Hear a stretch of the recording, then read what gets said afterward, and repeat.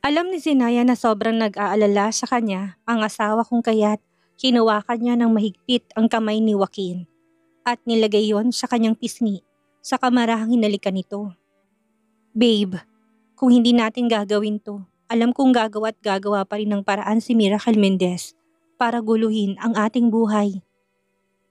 Hindi malalaman ng mga tao at ng mga kapulisan na may balak siyang pagtangkaan ng buhay nating dalawa. At sa lahat ng krimeng ginawa niya, alam kong mabubulok na siya sa kulungan ngayon. Wala na siyang kawala pa dahil hindi na niya malulusutan ang anumang alibay niya sa korte. Napatango si Kit Joaquin dahil naintindihan niya ang asawa, ngunit meron pa ring pag-aalala siyang nararamdaman. Mabuti na lamang at hindi nagkaroon ng malaking problema at ligtas pa rin ang asawa niya. May sugat ka na naman sa labi mo. Sambit ni Joaquin at hinawakan ng mapupulang labi ni Zinaya. Tuyo na ang dugo sa gilid ng labi nito. Nang marinig ang kanyang sinabi ay napangiti ng matamis si Zinaya. Okay lang naman ako. Sorry, ako naman ang naguto kay Boggs na gawin niya yon. Hindi kasi makatotohanan kapag hindi niya gawin ito. Tingnan mo, napaniwala natin si Miracle Mendez na wala tayong kaalam-alam. Hindi naman masakit ang pagsampal niya sa akin, slight lang. Natatawang sabi ni Zinaya, ngunit nanatili pa ring seryoso ang tingin ni Joaquin sa kanya. Maya-maya lang at napahinga ng maluwag si Joaquin saka napailing. Okay lang ako, babe. Okay, don't worry. Tumingin-tingin sa paligid si Zinaya at nakita ang mga grupong kinuha ni Miracle Mendez na nakaposas at hawak-hawak na ng mga kapulisan. Habang ang impostor naman ay binuhat ng isang grupo ng paramedics upang isugod sa ospital dahil nawalan ito ng malay. Pagkatapos noon ay sa wakas mabubulok na rin sa kulungan ng babae at wala nang gugulo sa kanila ng mag-asawa. Sana naman ay maging payapa ng buhay nila ni Joaquin matapos na mawala ang kontrabida sa buhay nila. Naramdaman niya ang pagpisil ni Joaquin sa kanyang kamay kaya napalingon siya dito. Kita niyang pangiti ng lalaki saka nagsalita. Lahat ng problema natin ay unti-unti nang nasusolusyonan. Sa wakas ay makukulong na rin ng taong may balak na gawan tayo ng masama. Tumango naman si Zinaya at napangiti rin sa lalaki. Pagkatapos nito, ihahanda ko ng aking sarili upang mag-perform ng surgery mo, Joaquin. Napakunot ang noo ni Joaquin dahil sa sinabi ng asawa. Napuno ng pag-asa ang kanyang mga mata nang marinig yon. So talagang malapit na siyang gumaling? Magiging normal na tao na siya at hindi na siya magiging baldado? Nang maisip yon, hindi napigilan ni Joaquin na maging masaya. Sobrang nagagalak at na-excite ang puso niya sa mga mangyayari. Ngumisi siya sa kanyang asawa. Sige, hihintayin kong araw na yon. Pero bago muna yon, umuwi na muna tayo at gagamutin kong sugat mo. Sige, sagot naman ni Zinaya, tinulak ang wheelchair ng asawa upang lumabas ng lumang building. Sa paglalakad nila ay dumakong paningin ni Zinaya sa nakahigang si Miracle Mendez. Ang mukha nito ay puno ng dugo at sobrang napakarumi. Ang buhok nito ay gulo-gulo na rin na animoy isang bruha. Napadako ang kanyang paningin sa parteng baba ng babae. Tumutulo pa rin ang dugo sa braso at kamay nito. Pulang-pula na puting telang nababalot sa sugat ng dalaga. Naaamoy niya rin ang malansang dugo hanggang sa nanuot ito sa kanyang ilong. Biglang nakaramdam ng hilo si Zinaya at para bang hinahalukay ang kanyang tiyan. Hanggang sa napatigil siya sa pagtulak ng wheelchair ng asawa at napakapit na mahigpit sa handle nito. Dahan-dahan niyang hinawakan ang kanyang bibig dahil nakaramdam siya ng pangangasim sa kanyang lalamunan. Dali-dali siyang pumunta sa gilid upang sumuka. Nakita naman yun ni Joaquin at mabilis na pinuntahan ng dalaga. Napaubo si Zinaya habang hawak-hawak nitong kanyang tiyan. Nang matapos sa pagsuka ay kaganyang pinunasan ng bibig. Namumula na rin ang kanyang muka dahil sa sobrang pagsuka. Nakaramdam ng pag-aalala si Joaquin na makitang pagsuka ng babae. Hinimasimas niyang likod ng asawa. Hanggang sa tuluyang kumalma ito. Okay ka lang? Ano nangyari? Let's go to the hospital. Nag-aalalang sabi ni Joaquin, ngunit umiling lamang si Zinaya. Sandali siyang napaisip at napailing. Hindi, umuwi na tayo sa bahay. Pagod lang siguro ako. Nang makapasok ang mag-asawa sa loob ng kwarto nila, ay agad nang dumiretso si Zinaya sa banyo upang maligo. Ang amoy ng lumang building ay sobrang baho kung kaya't nanunuot pa rin ito sa ilong niya. Nang matapos sa pagliligo ay sumunod na rin naman ang kanyang asawa na si Joaquin. Habang naliligo ang asawa sa banyo, ay mupo si Sinaya sa malambot na kama nila. Sumingkit ang kanyang mga mata at sandaling natulala sa pader. Isa siyang doktor kung kaya't alam niyang nangyayari sa katawan niya. Napakagat siya sa labi at sandaling nag-isip ng malalim. Hanggang kinuha niyang kanyang cellphone at may tinawagan. Dr. Miracle, kamusta? Bungad na wika ni Rose sa kanya. I am okay. Kamusta ang trabaho dyan? Handa na bang lahat? Tanong ni Sinaya sa dalaga. Yap, naghihintay na lamang kami ng go signal mo. Everything is ready. Are you ready? Tanong ni Rose sa kanya kaya napatango siya. I am always ready, Rose.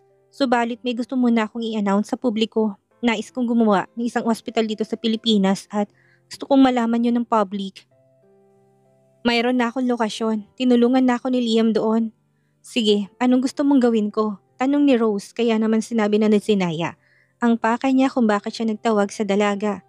Just contact the entertainment news abroad.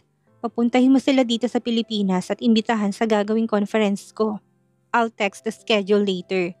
Tinitingnan ko pa ang araw na hindi ako busy. Yun lang pala, ako nang bahala sa mga entertainment news dito. I will disseminate your invitation to them. Huwag kang mag-alala. Salamat, Rose. I can't wait to see you by the way. Mukhang may good news ako para sa'yo pero sasabihin ko sa'yo yon pagdating mo. Thank you so much for your hard work, Bess. OMG! I can't wait! Napangiti na lamang si Sinaya at nagpaalam na rin sa kaibigan. Ilang minuto ang nakalipas na may natanggap na namang tawag si Sinaya. Nang makita niyang caller ay napangiti siya ng matamis. Excited niya itong sinagot at kinamusta si Dahlia. Kamusta, Dahlia? Long time no call. Masiglang bati ni Sinaya sa kaibigan. Long time no call nga talaga, BFF. Mabuti naman ako, sagot ni Dahlia kaya napatango ang babae. Bakit ka nga pala napatawag? May problema ba? Well, nakita ko lang naman ngayon lang ang balita tungkol sa'yo. At in-announce mo na talaga sa buong mundo ni ikaw si Dr. Miracle. Akala ko ba, wala kang balak na ilabas ang identity mo sa publiko. Alam mo naman kung gaano ka-risky ang pangalan mo sa US, hindi ba? Kumunot ang noo ni Dahlia. Nang makita niyang balita tungkol sa kaibigan niya ay kagad niyang tinawagan ito. Late na nga niyang nalaman yon dahil sobrang busy talaga siya sa trabaho. Ilang araw na rin siyang hindi nagbubukas ng kanyang social media dahil nakatutok lamang siya sa kanyang laptop at mga papeles ng kumpanya. Sandamakmak na papeles ang kanyang ni-review at pinirmahan at the same time. At dahil tapos na siya sa kanyang trabaho, ang una niyang kinuha ang kanyang cellphone at binuksan ang kanyang XYZ account. Doon bumungad sa kanyang nabalitang lumabas sa social media si Dr. Miracle. Nalalaki rin ang kanyang mga mata nang makitang pumunta rin sa Paris si Sinaya at ginamot pang legendary business tycoon na si Argos Belmont. Hindi nga naman talaga siya binibigo ng kaibigang mapahanga dito. Hindi nga talaga siya makapaniwala na ni-reveal na ni Sinaya ang identity nito sa buong mundo kaya hindi siya nag-aksaya ng oras na mapatawag siya dito. Okay lang naman yun, hindi naman habang buhay na magtatago ako. Malalaman at malalaman pa rin ng mga tao ang totoo. Marami na rin kasing gumagamit ng aking pangalan at hindi ako komportable doon. Isa na roon si Miracle Mendez. Hindi ba't naikwento ko siya sa'yo? Napatango naman si Dahlia. Oo, yung impostor na bruha. Ang sarap sa bunutan. Ang lakas ng apog na sabihin siya si Dr. Miracle. Wala pa nga siya sa kalingkingan mo. At hindi ba't pokpok at gold digger yon? Mabuti naman at na-expose at na-cancel ng babaeng yun. Gigil na sabi ni Dahlia sa kaibigan. Hindi ba? Kaya nga mas maigi na isinapubliko ko ng identity ko sa madla. Para walang manghahas na gamitin ang aking pangalan sa masama. Paliwanag ni Sinaya. Ngunit hindi pa rin kumbinsido doon si Dahlia. Paano naman ang mga taong naghahanap sa'yo? Yung mga taong gustong kang puntiryahin. Alam mong napakadelikado ng buhay ng isang Dr. Miracle. Hindi ba? Mas delikado ng buhay mo ngayon. Hindi na kagaya noon. Kapalit naman ito ay ang iyong kaligtasan. Sobrang nag-aalala si Dahlia dahil alam niyang napakadelikado ng buhay ng isang Dr. Miracle. Maraming mga masasamang tao ang naghahanap dito at gusto itong kalabanin, mas worse ay patayin. Napangiti na lamang si Sinaya dahil sa sinabi ng kaibigan. Naiintindihan naman niya si Dahlia. Nag-aalala lamang ang dalaga sa kanya. Iniisip lamang nito ang kanyang kapakanan. Dahlia, Hindi na ako natatakot ngayon dahil marami na akong kakampi ngayon kaysa noon. Noon natatakot pa ako dahil iilan lamang kayong nagmamalasakit sa akin. Si Rose, ikaw, si Sky at si Liam. Pero ngayon, meron na rin ako sariling pamilyang matatawag at malapit pa sa tabi ko. I have my brother-in-law, my mother-in-law, especially my husband, Kit Joaquin. Makakatulong din ang kapangyarihan ng pamilyang Anderson para sa kaligtasan ko dahil mangangahas na kalabanin ako. Alam nilang doble-doble ang balik sa kanila kapag may nagawa sila sa aking masama. Hindi papayag ang aking asawa na mapunta ako sa panganib. Confident na paliwanag ni Sinaya sa kaibigan. Talagang tiwalang-tiwala ka dyan sa asawa mo. Paano kapag niloko ka nito? Or he'll take advantage of you? Napailing si Sinaya sa sinabi ni Dahlia. Hindi ganon si Joaquin BFF. Mabait si Joaquin at mahal na mahal niya ako. Asawa ko siya kung kaya't may tiwala ko sa kanya. Napahinga ng malalim si Dahlia. Sa bagay, galing sa isang malaki at mataas na pamilyang napangasawa ng kaibigan niya. Isa rin ito sa pinakamayamang mga negosyante sa buong Asia. Kaya walang mangangahas na kalabanin ng pamilya ng mga ito. Mukhang tiwalang-tiwala naman ang kaibigan niya sa asawa nito, knowing na arranged marriage lang naman ang nangyari sa kanila. Kung anong gusto ng kanyang kaibigan, ay sasuportahan na lamang niya. At kung may problema man ito, ay bukas ang kanyang palad upang tulungan ang babae. Tumango si Dahlia saka napangiti. Sige na nga, mukhang nakita mo ng knight in shining armor mo.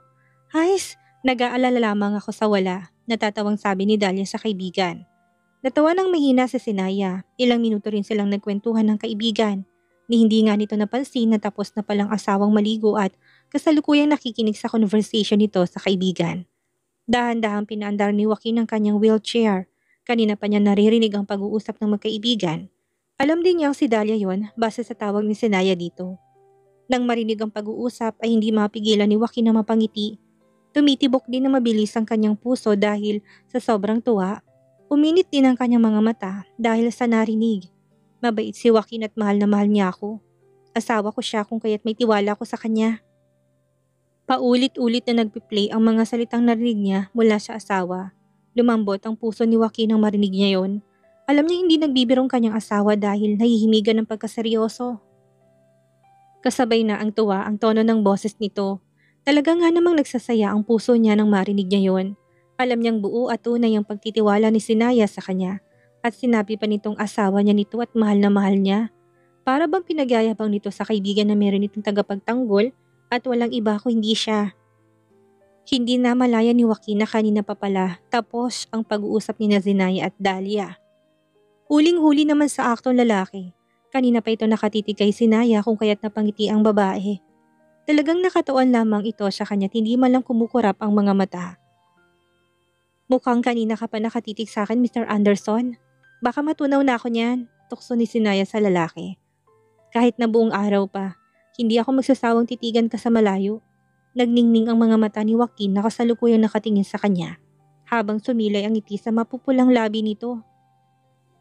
Ilang segundong nagulat si Sinaya dahil sa sinabi ng asawa. Hindi niya kasi akalaing sasakyan ni Joaquin ang tukso niya. Sa tuwing tinutukso niya kasi ang lalaki noon ay natatahimik lamang ito at minsan naman ay pumupula lamang ang mga pisngi. Mukhang nagiging showy ng kanyang asawa. Malayong malayo sa Kit Joaquin na na-meet niya noong unang family dinner nila ng kanilang pamilya. Napailing na lamang ang babae at nilapitan ng lalaki. Mukhang on the go ang asawa niya ngayon kung kaya titignan niya kung saan ito aabot.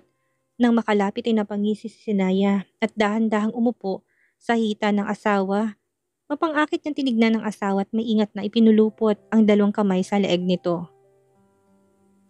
Mukhang kanina mo pa ako tinititigan. Humaling ka sa akin. Bulong ni Sinaya sa asawa. Hindi na malaya ni Joaquin na kusang pumulupot na palang kamay niya sa bewang ng asawa. Oo naman, napakaganda kasi ng asawa ko. Hindi nakakasawang tingnan. Natawa ng mahina si Sinaya saka nagtanong. Narinig mo bang usapan namin ni Dahlia? Gaano ka katagal na nakatambay sa labas ng banyo? Kanina pa. At narinig ko ang lahat. Nakangiting sabi ni Joaquin. Mukhang sobrang saya mo ah. Sumingkit ang mga mata ni Sinaya sa lalaki saka napangisi. Walang nagawa si Kit Joaquin kung hindi ang tumango sa asawa. Hinawakan itong pisngi ni Sinaya at hinaplos yon ng banayad. hanggang sa nilapit ng lalaki ang labi nito sa mapupulang labi ng babae. Ilang segundo ring naglapat ang kanilang labi hanggang gumalaw ang labi ni Joaquin. Ginawaran ng lalaki ng masusuyong halik ang babae. Tila ba sa pamamagitan ng halik ay sinasabi nito kung gaano niya kamahal sa Sinaya at kung ano siya. Kasaya't marinig ang sinabi ng asawa. Rinig niyang mumunting ungol ng asawa kung kaya't masinigihan pa niyang paghalik hanggang sa bigla siyang itinulak ni Zinaya. Mabilis na umalis ito sa kanyang hita at kaagad na pumasok sa banyo. Natulala si Joaquin at naistatwa sa kinaupuan. Kumunot ang kanyang noon nang ma-realize ang ginawa ng asawa sa kanya. Did she just push me away? Bakit? Bulong niya na para bang kinakausap ang sarili. Nakaramdam ng paninikip ng dibdib si Joaquin dahil sa nangyari. Ayaw niya ba akong kahalikan? Dagdag na tanong pa nito. Rinig niyang pagsuka ng asawa sa loob ng banyo kaya ang sakit sa kanyang dibdib ay napalitan ng pag-aalala. Napabuga siya ng hangin at inamoy ang kanyang hininga. Hindi naman mabaho ang hininga ko. Sa katunayan pagkatapos ng maligo ay nag-toothbrush pa siya at nag-gargle. Kumain kasi siya ng garlic bread kanina dahil bigla siyang nagutom. Mabaho pa rin ba ang hininga niya? Paulit-ulit niyang inaamoy ang kanyang hininga ngunit wala namang masamang amoy. Lumapit pa siya sa mesa ng kanyang asawa at kinuha ang salamin upang tignan kung may bulok ba siyang bagang ngunit wala naman. Malinis na malinis ang kanyang ipin at alaga niya pang ito palagi. Nakaramdam siya ng hiya dahil sa nangyari kanina ngunit nang marinig niyang pagsuka ulit ng asawa ay agad niyang pinandar ang kanyang wheelchair at kumatok sa pintuan ng banyo. Babe, okay ka lang? Mahina niyang tanong sa asawa. Subalit wala siyang makuhang sagot dito. Panay lamang ang suka ni Zinaya ngunit nagtataka siya dahil wala naman siyang maisuka. Hawak-hawak niya ngayon ang kanyang tiyan dahil nakakaramdam na naman siya na para bang hinahaluka ito. Hanggang sa napasandal siya sa pader at binuksan ng sink upang makapaghilamos ng muka. Nang marinig niya ang boses ni Joaquin ay agad siyang nagsalita. Okay lang ako babe, mukhang hindi magandang tiyan ko ngayon, gawa siguro ng amoy ng lumang building kanina. Nang makita ni Zinaya ang reflection niya sa salamin ay biglang may sumagi sa isip niya. Alam niya kung anong nangyayari sa katawan niya.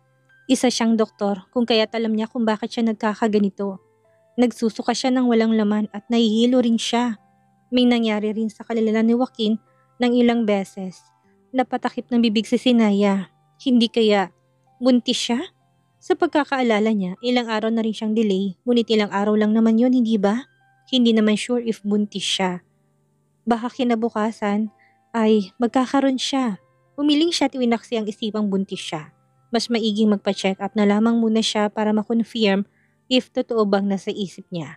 Nang makapag-ayos ay kaagad na binuksan ni Zinaya ang pintuan. Bumungad sa kanyang harapan ang nag-aalalang mukha ni Joaquin. Gusto mo bang papuntahin ko ang family doctor namin para suriin ka? Tanong ni Joaquin ngunit umiling lamang si Zinaya. Okay na ako babe, sagot ni Zinaya at winagayway ang kamay sa lalaki. Ilang segundo siyang tinitigan ni Joaquin at napahinga ng maluwag. Sige, pero if you're not feeling well, sabihin mo kagad sa akin ha? Opo babe, bababa lang muna ako at kukuha ng maiinom. Just stay here, babalik ako kaagad. Tumango si Joaquin bilang sagot at nang makitang nakaalis na ang asawa, ay dali-daling pumasok si Joaquin sa banyo upang mag-toothbrush ulit at mag-mouthwash. Talagang kinuskus niya ng mabuti ang kanyang buong ngipin pati na rin ang dila. Nang makabalik si Zinaya sa kwarto ay napakunot ang kanyang noo nang marinig ang asawang nagtutoothbrush sa loob ng banyo. Nang makalabas ang lalaki kaagad na nagtanong si Zinaya. Hindi ba't nagtoothbrush ka na kanina? Bakit nagtutoothbrush ka pa rin ngayon? Nang marinig ang sinabi ng asawa ay napakunot din ang noo ni Joaquin dahil sa pagkalito. Natawa na lamang si Zinaya nang makita na may toothpaste pang lalaki sa gilid ng labi nito. Lumapit siya sa asawa at dahan-dahang inalis ang toothpaste sa labi at sinabing, Cutesy, hubby. Hindi naman makapag-react si Joaquin sa sinabi ni Zinaya. Unti-unting namula ang kanyang pisngi nang marinig ang sinabi ng asawa. Cutesy? Cute siya. Napangisi si Zinaya na makitang reaksyon ng asawa. Biglang sumagi sa isip niyang nangyari kanina. Natawa siya na may ma-realize. Kaya ba ito nag-toothbrush dahil habang naghahalikan sila ay bigla siyang pumunta ng banyo upang sumuka. Mukhang na-misunderstood ng asawa niyang gesture niya kanina. Mukhang kaya ka nag-toothbrush dahil iniisip mong baka nasuka ako dahil hinalikan mo ko. Tama? Tanong ni Zinaya habang nakataas ang kilay kay Joaquin. Tama bang nasa isip ko? Nag-toothbrush na ako kanina. Baka hindi ko nalinis ng maiging aking bunganga. Kaya siguro may naamoy ka pang kakaiba. I'm sorry babe. Agad na naputol ang salita ni Joaquin nang bigla siyang hinilikan ng asawa. Nang magkahiwalay ang mga labi niya, inagawa ang kanyang bibig dahil sa sobrang gulat. Napatakip pa siya ng bibig dahil doon. Baka sumuka ka na naman. Mabilis na hinawakan ni Sinay magkabilang balikat ng asawa. Babe, hindi yun ang dahilan kung bakit ako nagsuka. Pangit lang talagang tiyan ko kung kaya't nangyari yun sa akin. Mabango ang hininga mo, huwag kang nga mag-isip ng ganyan. Natatawang katwiran ni Zinaya at umiling. Napahinga ng maluwag si Joaquin sa sinabi ng asawa.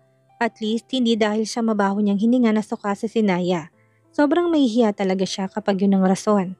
Unti-unting umiti ang lalaki siya napatango sa asawa. Napaka-cute nga naman talaga ng asawa ko. Huwag ka nang mag-isip, okay? I like kissing you. I mean no. I love kissing you, babe. Nagsimulang uminit ang tenga ni Joaquin hanggang sa lumipat yon sa kanyang muka. Alam ni Zinaya na sobrang nahiyang lalaki dahil sa sinabi niya. Iginaya naman ni Zinaya ang asawa palapit sa kama at mabilis na inalalayan upang makaupo ito. Gaya ng dating gawi, umupo siya sa tabi nito at niyakap ang bewang ng asawa. Maya-maya'y kinuha niyang kamay ni Joaquin at tinalik-halikan iyon. Malagkit niyang tiningnan ng asawa gamit ang kanyang mapupungay na mga mata.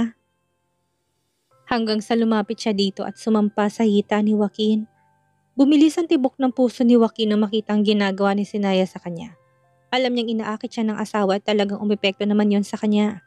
Napanganga siya nang maramdamang hinahalikan siya ng babae sa tenga papunta sa kanyang leeg. Napakislot si Joaquin dahil sa ginagawa sa kanya ng asawa. Nakasampang babae sa kanya habang panakanakang kinikis nito ang kasalanan nila sa isa't isa. Halos hindi na makapag-isip ng maayos si Joaquin dahil sa sobrang sarap na pinaparamdam sa kanya ng asawa.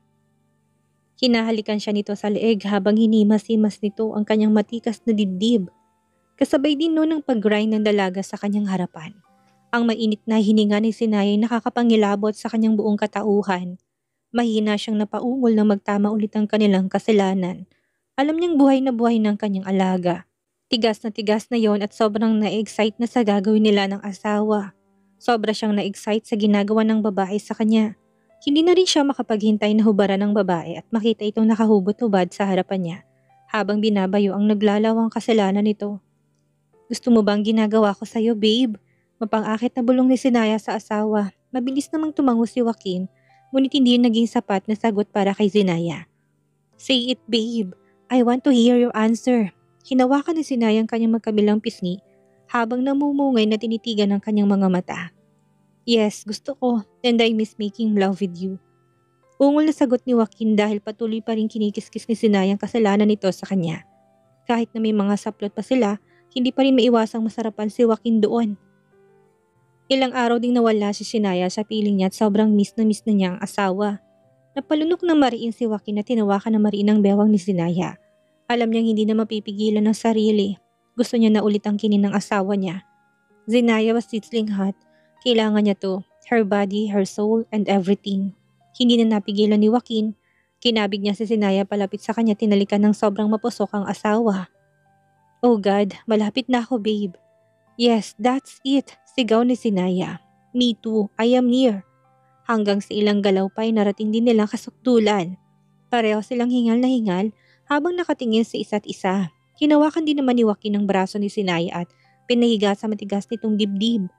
Ang sarap mo, bulong ni Zinaya habang natatawa. Another round? Tanong ni Joaquin habang nakangisi.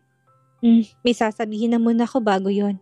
Masayang sabi ni Zinaya habang dahan-dahang gumagalaw sa ibabaw ng lalaki upang panatilihing matigas ang lalaki. Napapikit ang namumungay na mata ni Joaquin. Ilang segundo rin ang binuksan niya ang kanyang mga mata at sinalubong ng tingin sa Zinaya. Magpapaalam sana ako sa iyo bukas. Pupunta ako sa ospital para magpa-check up. Sasamahan na kita. Umiling si Zinaya. No need mahal. May pasok ka bukas, right? And may mga important meetings kang hindi nadaluhan ngayong araw. Ako nang bahala at sasabihin ko kagad sa iyong resulta. Napatulala si Joaquin sa sinabi ng asawa. Results? Anong results? Natamemeng lalaki na may biglang nag-pop sa kanyang isip. Hindi kaya nahihilo, nasusuka, sensitive ang pang-amoy? Pumikit-pikit ang mga mata ni Joaquin at hindi makapaniwalang tinignan ng kanyang asawa. Buntis. Naputol ang sasabihin ni Joaquin nang biglang tinapat ang index finger nito sa labi ng lalaki. Hindi pa naman ako sure. Let's wait for the result. Now, saan na nga ba tayo? Kahit hindi pa sure ay malaki ang paniniwala ni Joaquin na buntis ang asawa niya. Dahil doon ay sobrang ginanahan siya. Masayang masaya siya at hindi niya yun maipaliwanag ng salita lamang. Halos mag-uumaga na nang matapos sila ni Sinaya dahil hindi niya ito tinigilan dahil sa sobrang saya at excitement na nararamdaman. Hot news! Si Miracle Mendez na kilala sa pagiging impostor bilang isang Dr. Miracle ay naaresto sa krimeng kidnapping and attempted murder. Kinidnap nitong asawa ni Mr. Kit Joaquin Anderson na si Naya Lisa Anderson at kilala ring si Dr. Miracle. Nagtamo ng tama ng baril ang mga braso at kamay ni Miracle Mendez sa pagtangka nitong saksakin ng kaawa-awang si Dr. Miracle. Rinig na rinig ang balita sa buong kamay nilaan tungkol kay Miracle Mendez.